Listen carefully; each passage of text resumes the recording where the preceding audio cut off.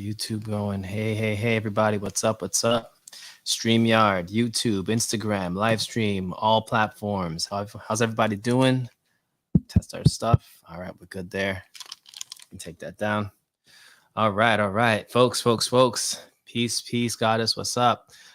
So we are live today, and today's topic, I think y'all are gonna love this. For those of you who are in relationships, and those of you who maybe married or just dating, or familiar relationships or work relationships, this book that we're gonna talk about today, and just this conversation today, is gonna be literally around the idea and concept of the four agreements. Now,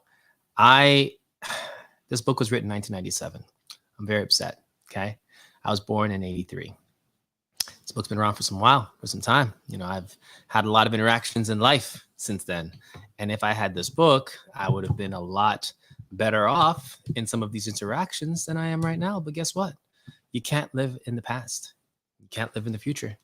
You can live in the present. So to me, it's like there's no better time than now to learn a new skill. No better time than now to get the knowledge of something that's going to be beneficial to you and your family going forward. There's no time better than now to really take in as much literature as you can, because right now this stuff is free. There's a time in biblical revelations that talk about how there'll be a time where you can't even read the Bible. There'll be times where you can't even commute for free or do things, the way that they're happening now. Order things online, have it delivered to your house. There's going to come a point in time where that's not going to be happening. So really, really stock up on your book game, stock up on your your knowledge, get as much of it as you can into your home. That way you have records of this stuff, because chances are some of these things won't be around, right? So today's book, and I'm going to post this up on our StreamYard. Let's start with sharing our screen on StreamYard. Let's do that. Add that to the stream here. Okay, boom. This is the book we're talking about today. And I'm going to give you guys the same view up here as well. Boom. All right. So this is our book. So this is the book that we're reading today. It's called The Four Agreements, A Practical Guide to Personal Freedom by Don Miguel Ruiz. Okay. It's a very short read. I think it's about 2.5 hours, 2 hours and 31 minutes, I believe. But one of the things that, again, this book was recommended to me by a friend of mine. The doctor actually recommended this to me. And she has been really good about giving me information on things that are going to be useful for me going forward. So definitely shout out to the doc. Hopefully we can have her on our show very soon, tomorrow. So let's hope that she can come through at some point, but she's leaving us gems to talk about anyway. So this is what we want in our community, right?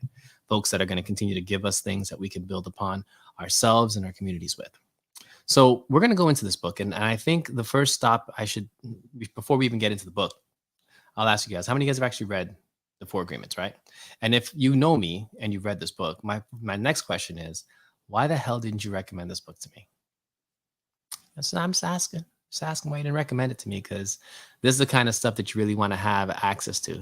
So Auntie, hey, what's up? Let me wave at you. Wave at Uranus. Okay. All right. So I'm going to go into the premise of this book.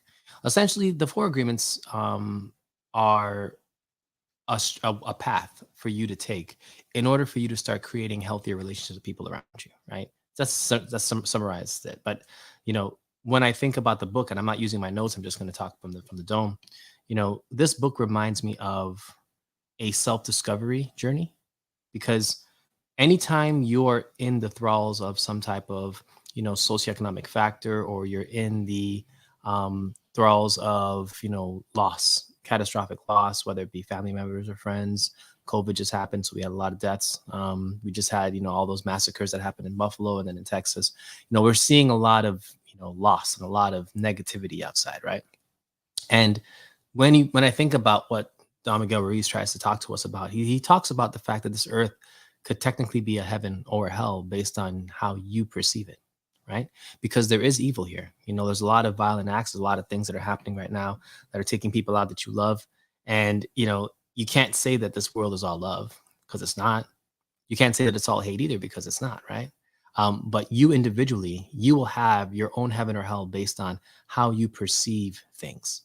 I'm going to pull up the first chapter of this book on both of our platforms. So on our YouTube and on our StreamYard, right? So here's the first agreements that we want to just. If you haven't read this book, that's fine. You're gonna need this book in your library. So we're going to just make sure that you understand the importance of this. We'll go chapter by chapter. But again, the purpose of this is to, really dig into the relationship piece of the way. We talk about financial literacy, we talk about philanthropy, and we talk about relationships. And I think that right now, at a time like this, relationships are going to be what makes and breaks people, going through some of these situations. The strength of your relationships are going to be the key to how well you come out of certain traumas that you'll be facing over the next couple of months, weeks, years, whatever have you. This book talks about that. So the first agreement of the 4 is called be impeccable with your word, right? Now, that seems like a very simple statement, but it's not simple at all. When we talk about being impeccable with your word, and I'll take this down, I'll take this window down and put up the, stop sharing that, and I will share the chapters, right? So the first agreement is be impeccable with your word. If you guys aren't following us on YouTube, you can just click the link in my bio and you'll see the actual screen up on YouTube, just FYI. All right. So impeccable is a compound word, just so you guys understand. I thought impeccable just meant to be perfect, right? That's what I thought impeccable meant. So be perfect with your word.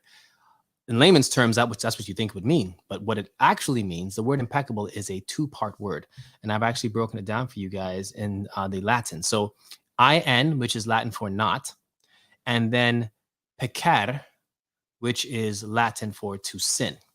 Okay, so in peccar, impeccable, that's the root word of it. It translates to being without sin, to not sin, right? So when the first agreement that we're talking about in this book says you're to be impeccable with your word, that's the first agreement. That means to not sin against yourself with your words. Now, to sin against yourself is to speak anything negatively about yourself. So if you say something like, I'm good for nothing, that's sin against yourself. Peace, brother. What's going on, Hood Brother Mo? How you doing, sir? Nice to see you. Hey, Brandon, what up? What up? What up? Good to see you. Thanks for joining us, brother. So sinning against yourself. And a lot of us do this when it comes to, self-hate, talking down to yourself, or if, you've been programmed to think that you're less than, or programmed to think that you're not going to be good enough. Those are the types of self-talk that, people do that are negative, right? And that's actually not, that's not being impeccable with your word, because that word is full of sin, right? So sinning against yourself, speaking against yourself negatively. That's not the only definition, though, for your word, because this is 2 parts to this agreement, right? Be impeccable, which is to be without sin, with your word. Now, your word is the part that I'm going to spend some time on. What is the word? What is your word? Your word is your power to create. Your word is your ability to actually manifest things from the spirit world into the real world. And you can manifest good things. You can manifest bad things. You can manifest anything you want. And one of the things that the book talks about that I don't agree with is the terminology that he uses for when you manifest something bad. He terms it as black magic. And when you manifest something good, or when you use your word for love or righteousness, then he calls it, white magic. You know how I feel about black and white. So if I can inverse the words, which I definitely can do on here, I would say that black magic is when I'm speaking in love, and white magic is when I'm speaking in hate or in anything that is negative. I could do that here because you guys understand what's happening, right? So it's about the context. But what he means by that is when you speak negatively about somebody, let's say you say, my brother is a bad person, or if I say to his face, hey, you're good for nothing, or whatever, right? I've just used my words, which I'm supposed to be without sin, right? My words are supposed to be sinless. I just use my words to cast a spell on him. And if he agrees with what I said to him, then he will be exactly what I said he would be. That means he would have absorbed my spell, right? That is something that we do. Like, a lot of us do that. And it's really frightening if you think about what that actually means on a spiritual level. And the Toltecs, just so you know, this is an ancient people that were in Central America around the times of 700 AD to about 1100 AD. They are responsible for a lot of the Yucatan pyramids that you see over there, that peninsula that on the bottom of the Gulf of Mexico area. So, and actually, as a matter of fact, we can do a little research here. I was doing some research on the Toltecs. So if you want to know a little bit about them, 10 facts about the Toltecs. And these are the folks who again, established these agreements, right? This is part of their ancient literature that, Don Miguel decides to reinterpret for us. So the Toltecs were, one, they were great warriors. Two, they were accomplished artists and sculptors. They practiced human sacrifice according to the historical reference, but I don't know which group did this. Um, they they had a connection to Chichen Itza, which is the temple over there in Chichen Itza. If you've ever been to Mexico, you ever been to Cancun, you've probably taken a trip into the inland to see a very giant pyramid that's over there. They had a trade network. They founded the cult of Quetzalcoatl. Their decline is a mystery.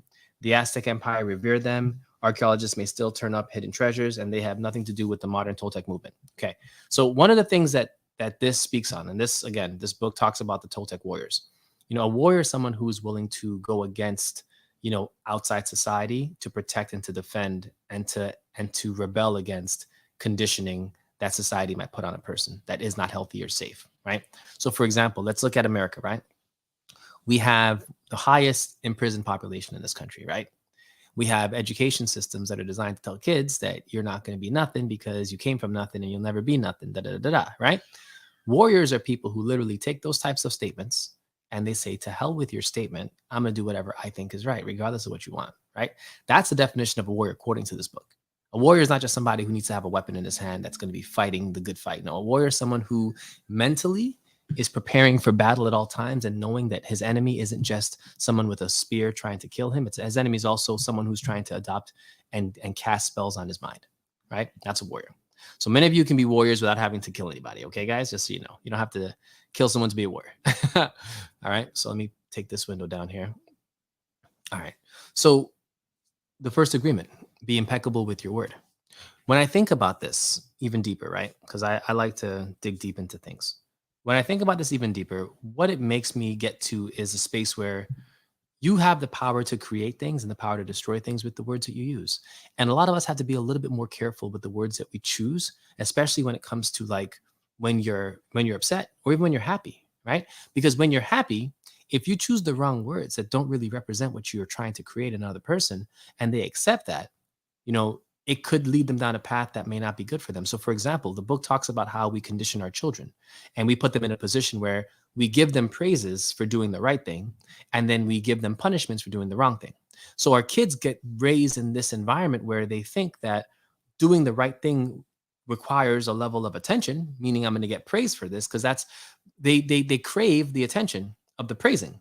And that's what tells them not to do the wrong things because they don't want to be punished. Now, in a child, when you do this, and when you train a child the way you train an animal, because this is the same concept that we use to train animals, we're using to train our children, right? We're making them get accustomed to the praise. And they're going to now start looking for the praise, trying to get your parents' attention, trying to do as much as they can to get you to this praise them and give them all the attention that they want, right? As opposed to them introspecting and understanding why something is bad, why something is good, and being able to articulate to anyone else outside of them, hey, I understand why I shouldn't, punch my friend because it's painful and it's going to hurt them and their feelings. Like it shouldn't be, well, I didn't hurt them, so therefore I should get a prize or an award. I remember when I was 11, I was in church and the pastor was preaching about, heaven and the fact that if you're a good boy, you'll go to heaven and you'll get a crown and you'll get a mansion and, all of these different, beautiful things that are going to be up there. And I was like, if I wanted to be good just to get things, I could see this message resonating with me. But I don't care to get things in order to be good. I'd rather just do what's right, regardless of what I get afterwards, because it's actually how I'm supposed to live anyway. I was 11 years old when I thought about this, right? And from then on, I was like, yo, this is why the heaven agreement, I never cared about doing the most righteous things just to get into heaven. Like it was never the goal for me. Like I'll tell you guys right now, the goal for me was not to get to heaven. The goal for me was to be the best human being I could be.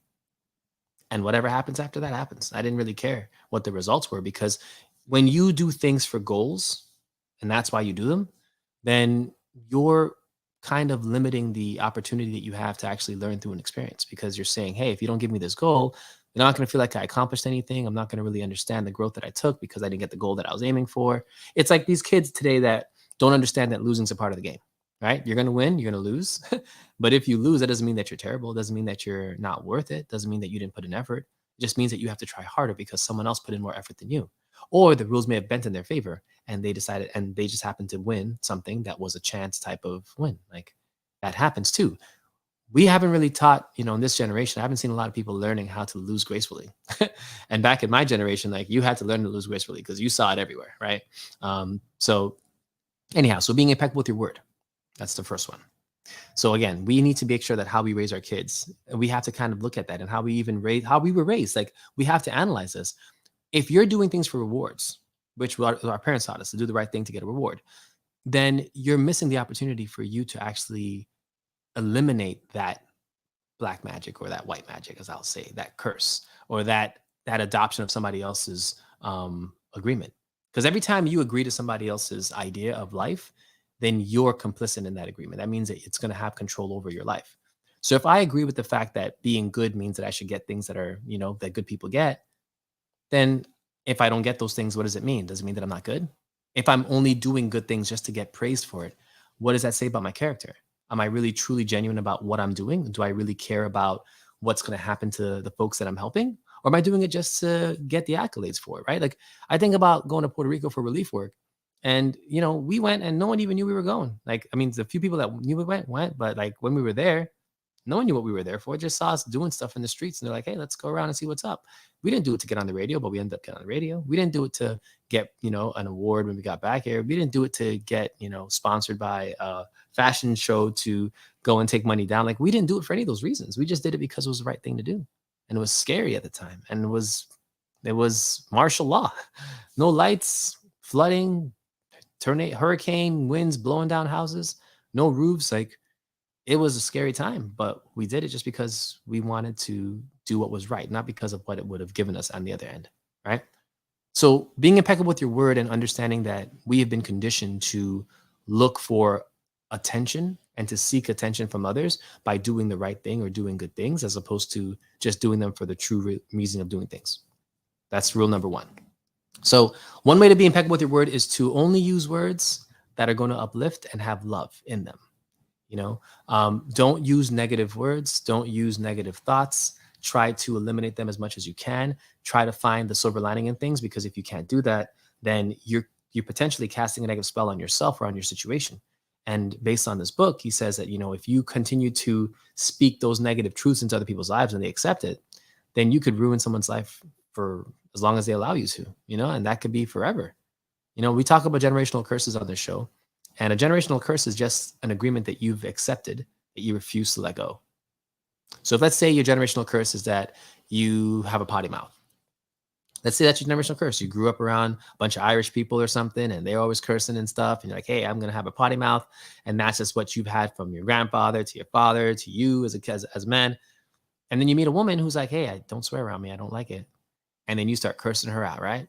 And then now your son or your daughter hears you cursing out your woman, and now they start doing the same thing, right? You have just enabled that agreement to be transferred to your kids because you didn't want to find a better way, right? So any agreement that you accept becomes a part of you. Any agreement that you also say no to also becomes a part of you. You get to choose what life you want to live in, heaven or hell. The second agreement, don't take anything personally. Now, for a lot of you who have thin skin, I've learned this agreement time and time again. There's nothing that you can say to me that's going to really, really make me mad unless I want it to make me mad. So there are times where I actually want to be upset. So therefore, I'll let your words anger me, and then I'll channel that energy into something that's going to be positive. So perfect example of this is when I play basketball, I'm a shooter. I shoot pretty well. So let's say I'm shooting and someone says brick or off or short or something like that, right? And it goes in, which it typically does. I start yelling. I'm like, you don't know me. Don't you talk about me. And I go off because I want to channel my inner Michael, Michael Jordan, and say, hey, Michael would use the littlest things to get his game to amp to the next level. And I do that too. But do I take that stuff home? If someone says, hey, you're a bad shooter, or hey, you're terrible at basketball, or hey, you're bad at Madden, or whatever they're going to say to me, I don't care. My dad always gets on me because he's like, do you ever like get mad about stuff? I'm like, I get mad. I do. I just pick and choose when, like it's not. And yeah, and the reason why I don't get mad often is because I don't take things personally. When people tell you things about yourself, it can come from two places, a place of love or a place of fear. Only two energies we have on this planet, right? When it comes to like this conversation, love and fear. You can operate in one of these two areas. There's no neutral ground, right? So when you're operating in love, you don't really take anything personally because you see everyone as a reflection of yourself. So if someone says to me, "Hey, you are, you're a very cocky guy," and someone says that to me, I'm cocky, right? I'll look at them and say, "Well, if you think so, but why do you say that?" See, like out of love, I'm not gonna just automatically accept what you think, but I'm gonna ask you why. Because again, the third rule, the third assumption is agreement. Sorry, is don't make assumptions. So instead of me assuming that I'm cocky, or assuming that you know something about me I don't know, no, I'm going to ask you, why do you think that? Well, because you have a beard and you smile a lot, and maybe you say things that are intelligent. And you come off as cocky. So now I'm going to look at your assertion, and I'm going to say, now I really don't really have to take this seriously because you're not making any sense. And I hope that you feel better about that in the future, but I'm not accepting that personally. So you can think whatever you want, and I move on.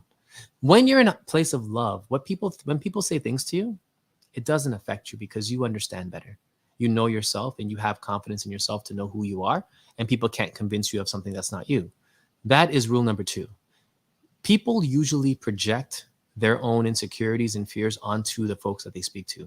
So let's say, for example, you're dating somebody who has always been cheated on their whole life, right? Cheated from the beginning that they started dating until now.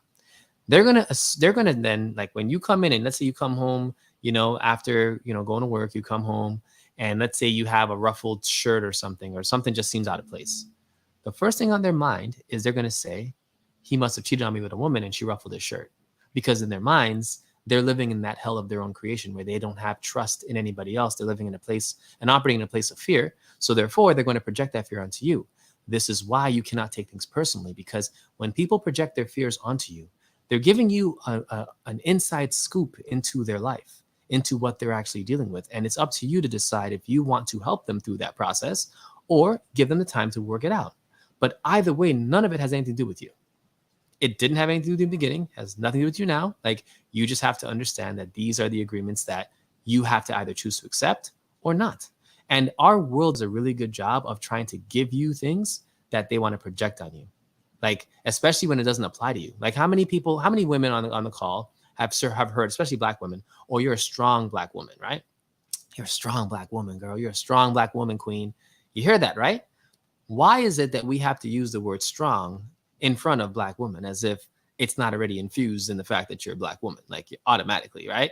Like, our bodies are known to be superhuman, men and women, right? When it comes to Black bodies, look at the medical profession, look at gynecology, the way that it was designed. They use Black bodies in order to do their research. And they always said that Black women had the ability to handle pain better than any other ethnicity. I'm like, okay, they call them super bodies. That's what they used to call us. So we know that Black women are strong. We know that they're powerful. But when you have to say that to them, you're projecting the idea that that's not the case. If I say to you, for example, "Yo, honestly speaking, I want to say that," and I say whatever I say afterwards, the assumption that I'm putting out is people don't honestly speak.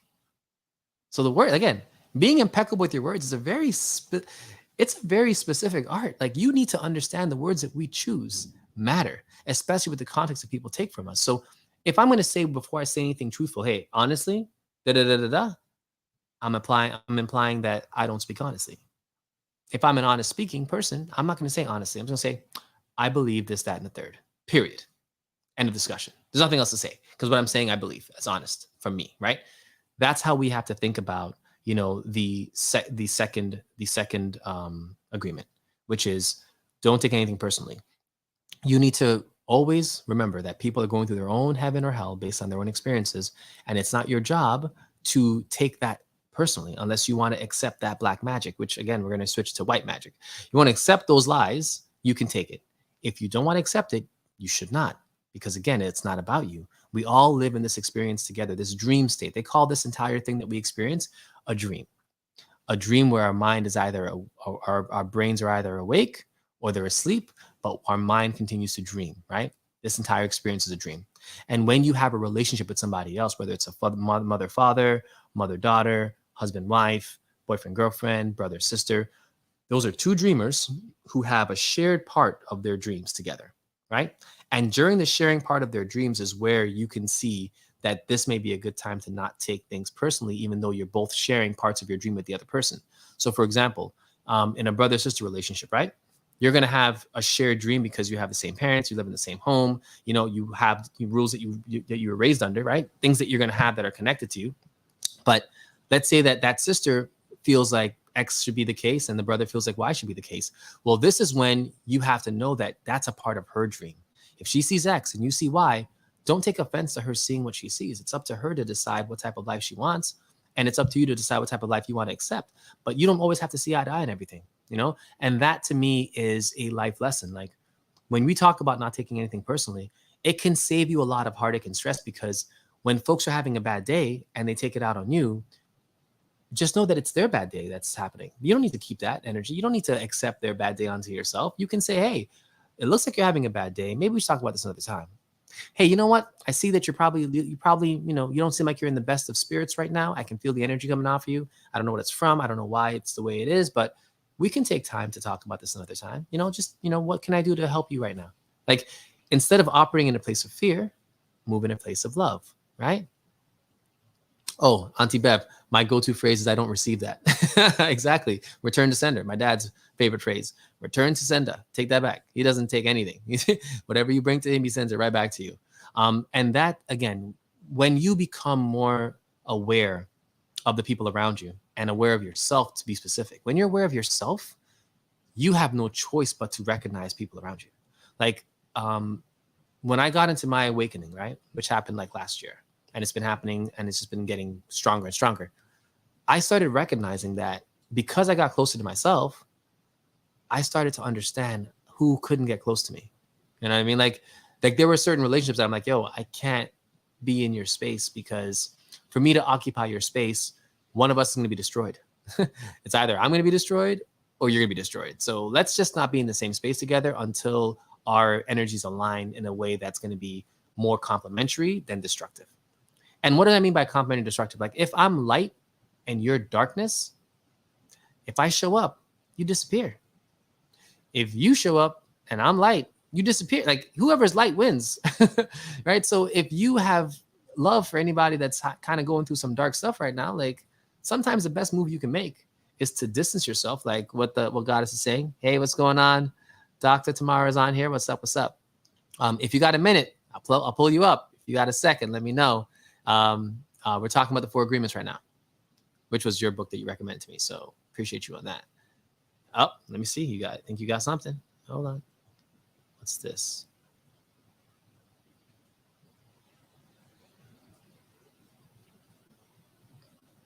Okay. So are you setting boundaries? Okay. So tap the question to answer. So we have a question here.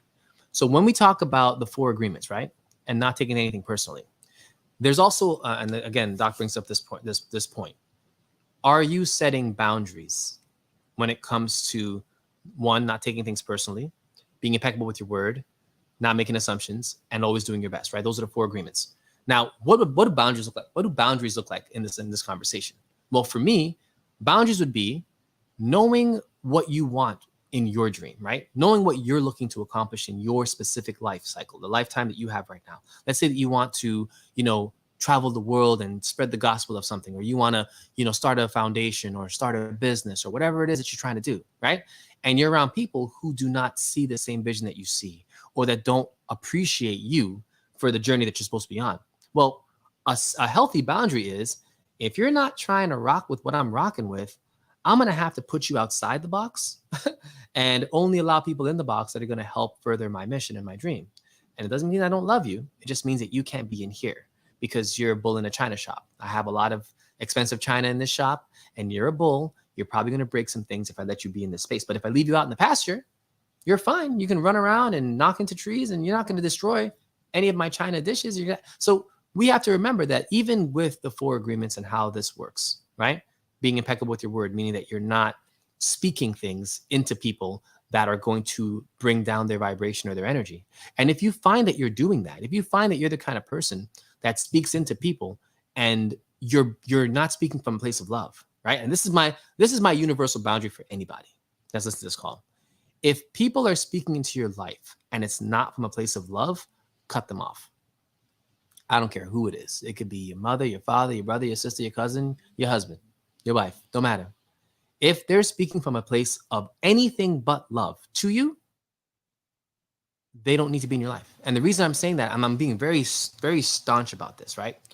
The reason why I'm saying that is because the energy alone that it requires to deal with somebody who's living in fear is so much that it takes away from your ability to actually accomplish your own mission and dreams in life. And that to me is a scary proposition if you think about the idea that because you want to keep someone around you that's negative, they could literally prevent you from being blessed the way that you're supposed to be blessed in this lifetime. Think about that. Like, that's a scary conclusion. And I don't mean for you to accept that. You don't have, I mean, this is just me talking to you, but think about it. I'm sure you have people in your life that you can see, hey, I'm this person at work, they do this, that, and the third. I don't really like their character. I don't really trust them, but I'm gonna hang out with them every weekend. Is that a good idea? Oh, this person that curses me out every day and speaks negatively to me, I'm just gonna keep them in my life because I don't know if I can get anyone else. Does that make sense to you either? Or this job that I'm at that, is paying me really good money, but they're taking away time from my family, from myself, from my personal needs. Like I'm burning the candle on both ends. I don't have the time to even rest. My health is breaking down. It's not just people that you need to have boundaries that are specific with. It's everything. And boundaries protect you from this noise that we're talking about, this world of fear that people are living in currently. And if you're living in love, you're going to meet a lot of people that live in fear. And it's important for you to know how to cut and compartmentalize them in a space where you can still love them from a distance, essentially. So yeah, Doc, that was a very good question that you put up there. Another question to answer: knowing when to leave the table when people don't honor your boundaries. Yo, Doc is out here giving us the questions. So think about that one, y'all. Knowing when to leave the table when people don't honor your boundaries. Let's say you have a boundaries for something specific and say, hey, I don't tolerate physical violence, right? Like that's my boundary. I don't care who it is, from where it is. Like if you put your hands on me or anyone near me, my love, like, I'm cutting you off. Don't ever ask to come back into my life again, this, that, and the third. We see a lot of violence in our communities, right? We see that because again, the way society has raised us, it raised us to be desensitized to violence. That's what happens. And if you've seen violence in your home growing up, it's something that you can grow with. And it's like one of those things. But let's say that's one of your boundaries, physical violence, right? If your wife or your husband smacks the hell out of you, right? And you got 3 kids, 5 kids, you've been married for 20 years, but your boundary was physical violence. What do you do then? Now there are kids involved, you have assets, you have all these things. Do you still walk away or do you stay and try to work it out knowing that your boundary was violated? For me, and again, this is just my opinion, when I set a boundary, I set it for a reason. And I set it because I don't want to get myself lost into a space of fear or negativity that has nothing to do with where I'm trying to go. So my boundaries are set in a specific way where if I stay in line on my boundaries, I'm going to be healthy, I'm going to be safe, and whatever happens in there is going to be righteous. Like that's where my boundaries are. They're not even about like how much money you're going to make or where you want to live. Like, no, my boundaries have nothing to do with anything physical. My boundaries are all spiritual. Like now, it was never that way before, but it's that way now. If you're going to be in an altercation with somebody who smacks the hell out of you and you're wondering if you should stay, if that's one of your boundaries that's been violated, get the hell out. And it doesn't have to be something as drastic as that. It could be something as simple as breaking your trust. I remember watching a pastor. He was talking about how men don't often share their hearts with their women because, every time that woman might be upset, she might pull out one of the things that he shared in confidence and literally tear at him. You know what I mean? They go after him for something that he said he shared in his most, vulnerable state. And he's like, when men go through that, they guard their hearts the way that women guard their bodies. Like, we don't want to get hurt. We don't want to be putting ourselves in dangerous environments. And it's like, I can see the parallel with that boundary being violated. If you trust somebody, you have trust issues, right? And you give somebody something in a moment of vulnerability, and then when they're upset, they turn and use that against you, that could be a violation of a boundary that you could say, hey, listen, like you crossed the line with that, and now I can no longer trust you. It may take me some time to get back to that, but you crossed a boundary that was one that was to protect me. So now you're not even caring about what's protecting me. So therefore, I'm going to just remove myself from that situation until you figured out what you could do differently going forward. And here's the thing, y'all. Never be upset when people are going through the journey that they're going through. Like, everyone's got their own shit that they got to deal with. And it's on them. And it's not just them. It's like we're talking about ancestral trauma. We're talking about, you know, insecurities and fears and things that they had to grow through. And you might have met them on part of that journey where you were there to encourage and support, but you have to know the difference between supporting, encouraging, and being pulled into fear. Two different things. You can support and encourage without being pulled into fear. And that's what boundaries help you set up. Boundaries help keep you in a space where you can support from a distance where it's not going to impact you, but it's going to give you the proximity to still be of service without losing yourself. Show love to people who respect your boundaries. Love on repay. Yeah. Show love to people who respect your boundaries. Amen to that. When people respect your boundaries, put them in the inner circle because they're showing that they have the maturity and the respect for you, you know, to keep you in a space where you can optimally work. And that's what it comes back to. Like at the end of the day, your job should be to work at your optimum best, right? To be the best version of yourself, health wise, mental wise, spiritually wise, sexually, you know, like work related, like, you know, in whatever your capacity is, whatever your craft is, if it's sports, your mission in life should be to be the best version of yourself in every single scenario that you find yourself in, right? And to do that, it requires a village. It requires people to protect certain parts of, you know, your community for you to be able to flourish in those areas without having to worry about looking over your back. And that's why boundaries matter. That's why, you know, these agreements, you know, we're talking about this book. But again, if you haven't bought this book yet, please, please, please take a read of this. You know, we're going through it right now. So number 3, don't make assumptions.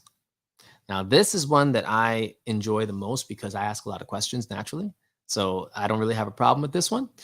So what it means is essentially that never assume anything. Never assume that you know somebody else's thought process, what they want out of you, what they're expecting out of you, their expectations. Because what people typically do is they set an expectation for you and then they assume that you know it. So let's say, for example, I'm a husband, set expectation. Let's not use husband. Let's say you're dating somebody. Let's just make this generic. You're dating somebody. Expectation is the man picks up the bill. Any woman that goes on a date with a man for the first date, you assume that the man is going to pay the bill automatically. If he's taking me out on a date, he should pay the bill. He's picking the restaurant, he should pay the bill. That's the assumption, right? Okay, cool. That man's assumption could be, okay, well, I'm taking you on a date. I'll pay the bill, but you're going to give me that booty afterwards. That's my assumption, right? So the man's assuming that he's going to get booty afterwards. The woman's assuming that she's going to get a free meal. And then these two assumptions come together at dinner. And depending on how well dinner goes, one of these could happen. Both of these could happen. None of them could happen. It could be, again, it's a world of assumptions, right? So let's say the man pays for dinner, as that was the assumption the woman took, and she didn't give him booty. So what happened to the man? I'm going to tell you that he probably feels like he was used. He's probably going to feel like he went in with the wrong idea. He feels disappointed. He's probably going to be upset at her for not giving up the booty because he said, hey, I'm paying $200 for this meal. I can't get that booty. Again, he assumed that that was the case. Now, how about this scenario? A man's taking a woman out on a date, says, listen, I'm going on a date. I am going to choose a restaurant that we both decide on. What would you like to go to? Da-da-da-da. Okay, cool. Here's a Cuban restaurant.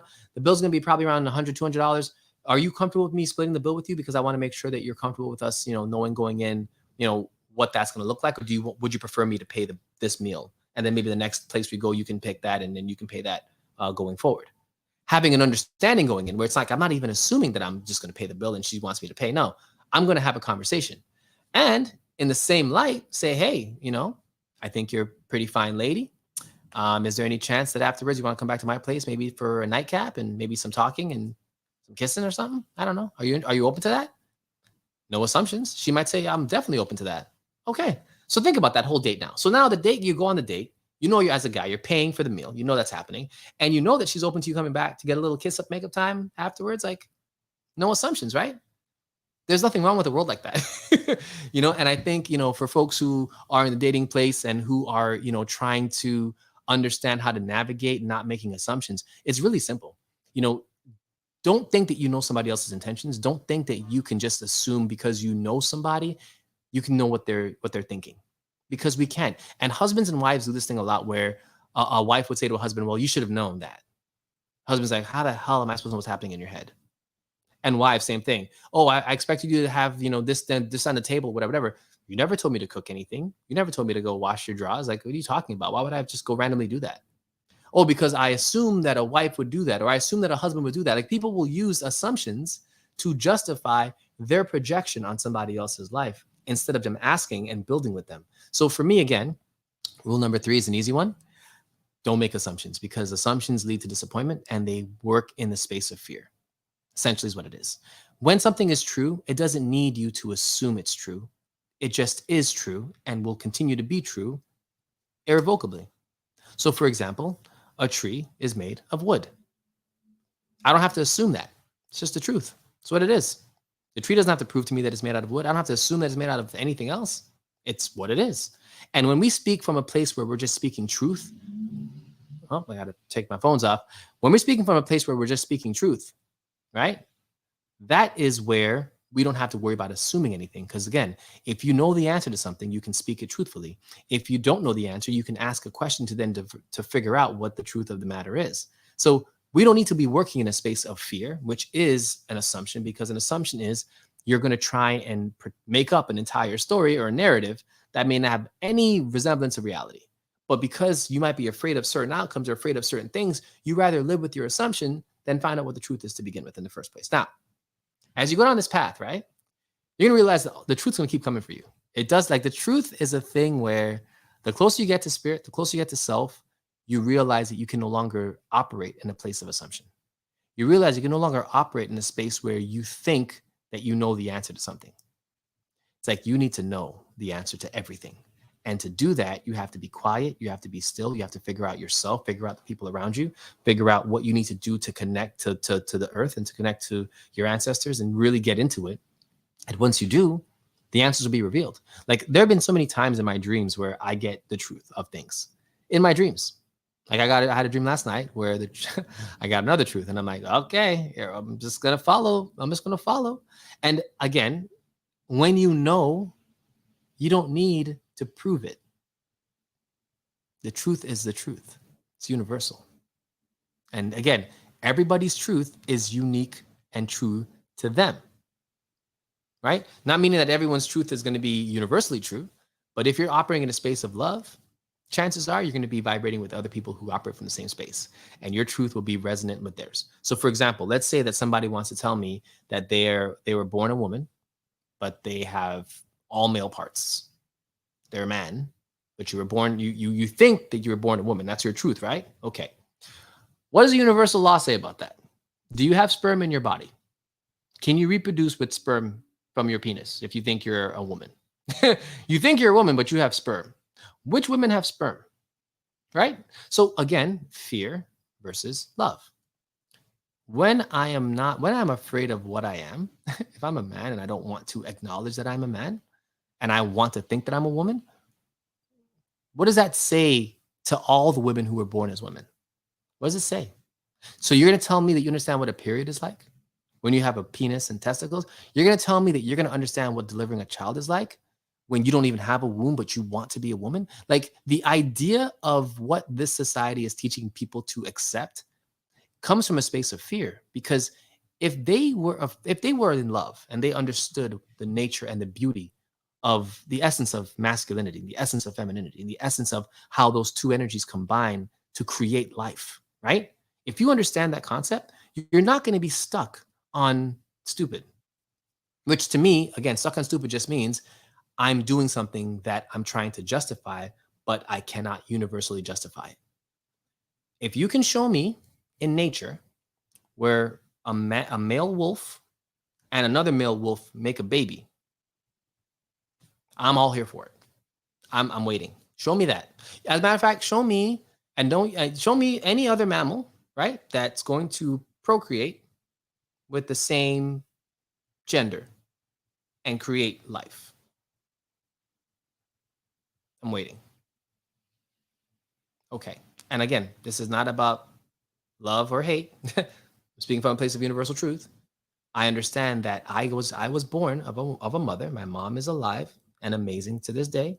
My father and my mother, they got married, came together, they had me. That's how I got here. There was no other magic pill. That's how births happen. It's how it goes. And when we operate in a place of love, we appreciate that process. We love the fact that it took two people to come together to do something and was beautifully made, right? That's a beautiful thing. But that's when you're working, operating in a place of love. You're not making assumptions that, hey, because I want to be something, I can be something. Truth don't work that way. So we got to make sure that the assumptions that we don't make anymore, that we start talking in truth. And talking in truth means understanding the nature of something for what it is and not what you want it to be. So to not make assumptions, you have to then live in a space of truth. And the truth is that women deliver babies. That's the truth, right? There's no assumption that I'm going to make that's going to be anything counterintuitive that does not end in that statement of women bear children, right? Okay. So I'm not going to assume that two men want to bear a kid. I'm not going to make the assumption of that. I'm not going to assume that they have the right intentions when they think that they should be able to have a kid. No, not going to assume that because nature doesn't show that. And we have to be open to that. Now, anyone can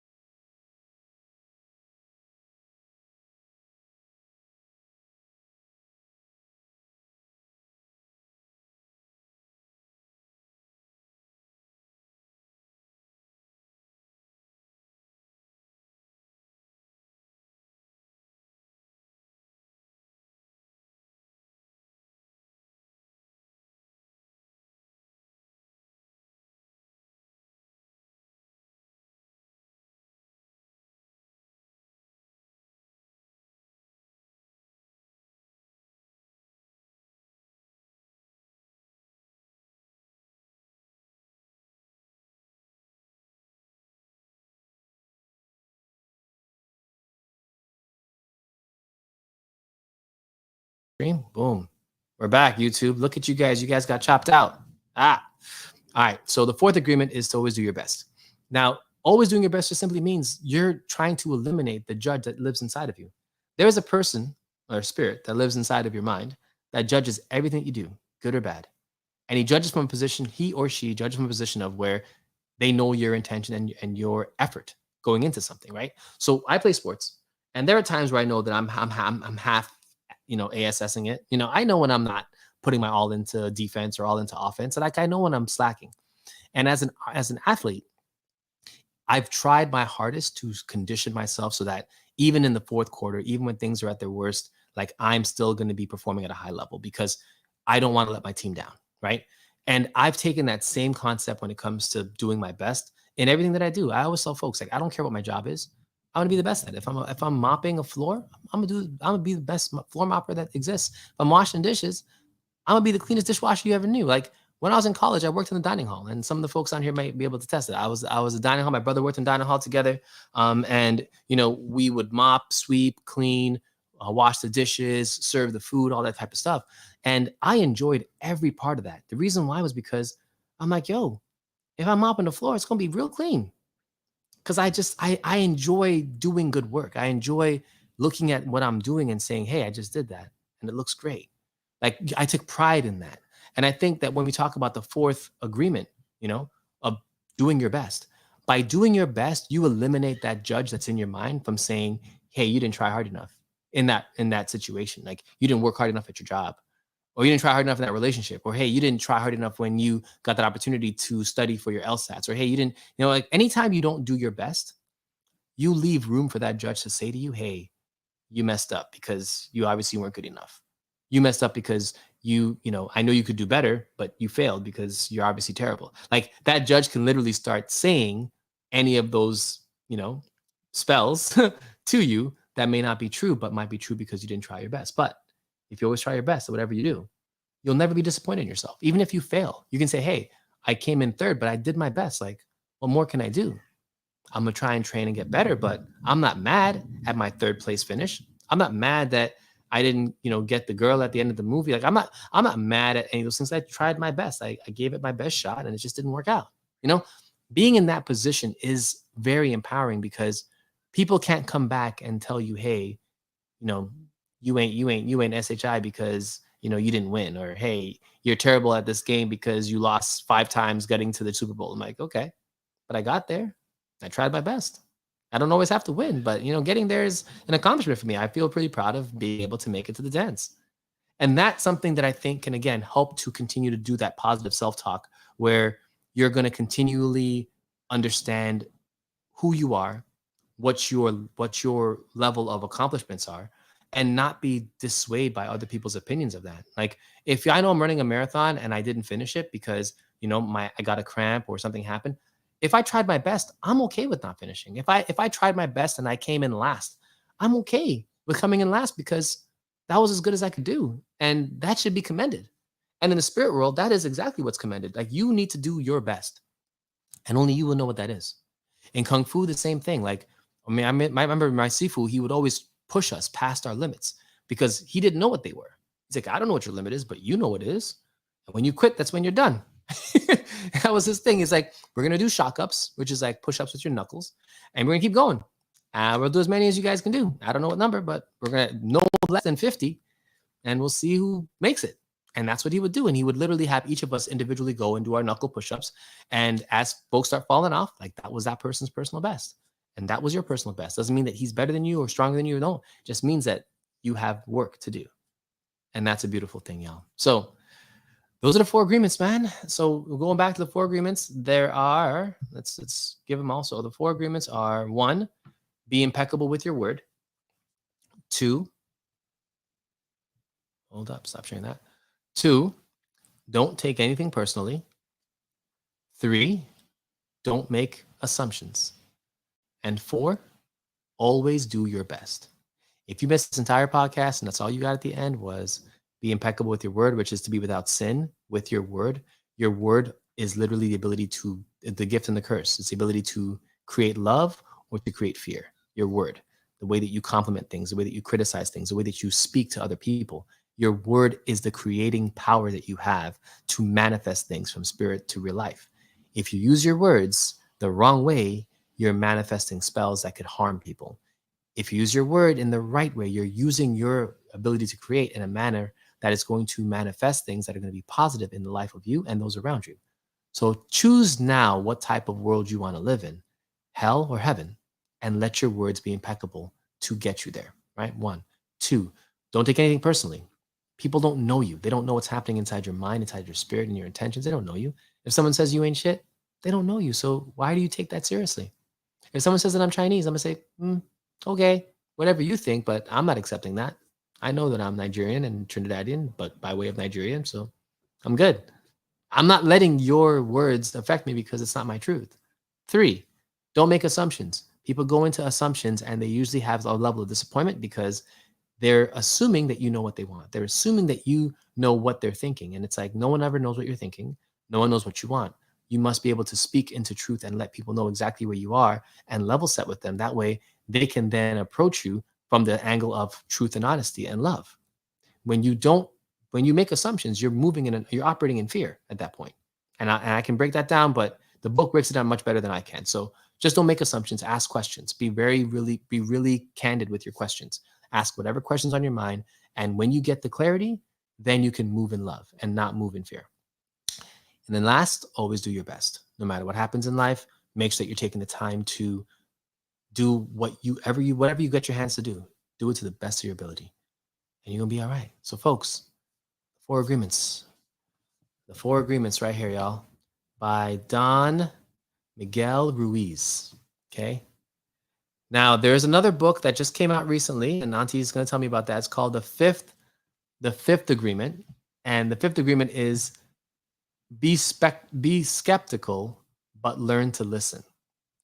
So essentially, when you hear things, say, okay, is that really a thing? But pay attention to what it was. Because don't just accept everything that comes to you as if it's truth. You know how they say that you should believe like a certain percentage of what you see, a certain percentage of what you read, and none of what you whatever. Like, that phrasing. It's kind of similar to that. There are a lot of things that are meant to deceive and to deceptional things in this world, especially. So be skeptical. Think that everything can have an ulterior motive, but listen to what's happening. Think about when like a crackhead back in the day would out like a drug kingpin and say, "Hey, by the way, I know that I'm on drugs, but I know who killed this guy, or I know who's selling the drugs in this neighborhood." Da da da da. It's like, okay, this person is not really a reliable source. However, let me take down what they're saying just to see if I can corroborate the story with somebody else, just in case, right? Similar to that. Be skeptical. Sources coming from wherever they're coming from, but pay attention, because there'll be a part of that that's going to take time to manifest. And if that's the case, you got to go. So that one was copyright in 2010. 2010. Okay. So the first book was, I think, was 1997. And then the fifth agreement was 2010. Auntie, is that what that is? So I think the first book was written in 1997. That's what I think. So if I'm wrong, you guys can. Okay. So yeah, the original book was written in 1997. The fifth agreement was written in 2010. So it was a little bit later. I was able to add some stuff to it. So that's cool. All right, so folks, that's Wealth Wednesday. That's our episode. Thank you guys for following us and hanging out with us. There's gonna be some changes coming up. I don't know exactly when they'll happen, but they're gonna happen. And my thing is, as we shift into this new era, because 2022 is a crazy year. Like, there's a lot of amazing things happening, but there's also a lot of, like, May was a wild month. I'll tell you that right now. So a lot of things are gonna be changing. But guess what? Change is the only constant in life. That's fine. What I want you guys to all remember is that no matter what we do or where we do it, your contribution matters. What you're doing in your own world matters. And it matters to people that are around you, the people that are fighting for you, the people that need your encouragement and your support. Accept change. Understand that change is a part of this experience. It's a part of what we need to do. But how you handle change says more about you than the change itself. Because think about it. Change is going to happen no matter if you want it to or not. But how did you handle it? Did you handle it with grace? Did you handle it in the right manner? Did you use that change to develop something that was going to be beneficial to others? And that's going to be the real test. The real test for each and every one of us is, with the life that you were given, what did you do with it? 1. 2, when you got out of all things that you got, how did you manifest more for the society, the community, from what you got? Because again, if I'm given 10 things and I grow it into 20 things, and I've been a good steward of the 10 gifts that I've given, and I've now increased it to 20. That's a good thing, right? Think of life that way. Life blesses you with certain experiences and situations that are going to improve you and the people around you. But it's your job to make sure that you're making an impact at those levels and at those stages every time you get a chance to, because you don't know when your number is going to be called. We just recently buried my brother's dad, and rest in power. And for me, it's like, I understand that he's resting in power, literally relaxing, chilling, watching all this, seeing what we're doing from the spirit realm. He's a new ancestor now, so they're unlocked. They can see everything. They can experience everything. And it's like, life is a cycle that continues, and we have to embrace that change. We have to embrace that things rise and things fall, things live and things die. But at the end, the spirit continues on, because we're all eternal. We're all eternal beings. Like, we're cosmic eternal beings. We are made of the same things the stars are made out of. We're sun blood. Like we have blood of the sun. Like, that's who we are. We're universal. So change is the only thing that I think is going to be expected. But when change happens, how you approach change makes the biggest difference to everyone around you. So folks, that's Wealth Wednesday, The 4 Agreements by Don Miguel Ruiz. This is a book. Did I say his name right? Let me make sure I say his name right. Don Miguel Ruiz, that's his name. Make sure you get this book. It's about the ancient Toltec people. This is a book that was written based on some of their ancient teachings. And, if you want to read more about it, please, put some comments in below. Let me know what you think. If you've never read the book, please get it. Let me know what you think. Personally, I think it's an amazing read. I'm read it twice now, and I'm going to read it a third time. And I think, again, the repetition for me is to continue to get the reps within the book and to have it programmed into my subconscious, because that way I can just pull it from anywhere, So folks, that's it. Have you guys a wonderful rest of your week. I hope that June treats you better than May. retrograde did, because retrograde was crazy. And look forward to speaking with you guys next week. The book that we have next week is, I think it's Medical Bondage is the book that we're reading for next week. So that's going to be deep. I already started it, and it's a lot. So hopefully we can get into it. All right, folks. Till next week, stay safe, be good to each other, and we'll see you guys on the next Wealth Wednesday. All right, y'all. Peace, peace. All right, Auntie. We'll catch you next week, dear. All right, take care.